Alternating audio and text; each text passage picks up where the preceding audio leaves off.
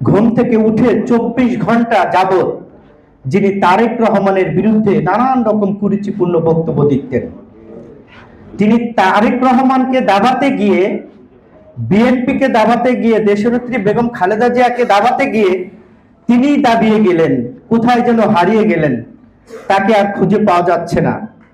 প্রশ্নটা হলো, যেই ব্যক্তিটি এত তুচ্ছ তাচ্ছিল্যতা কথা বলতেন এবং বিএনপি এবং তারেক রহমানকে নিয়ে, সেই ব্যক্তিটি কিন্তু ইতিহাসে ঘৃণিত হিসাবে নাম লেখার অর্জন ইতিমধ্যে করে ফেলেছেন। তার নাম কি? শেখ হাসিনা। কিন্তু যাকে নিয়ে তিনি তুচ্ছ তাচ্ছিল্যতা করলেন, তিনি বীরের বেশে বাংলাদেশে আসছে, সারা বাংলাদেশ না সারা পৃথিবীর বিভিন্ন ভাষার মানুষের মধ্যে কৌতূহল সৃষ্টি হয়েছে।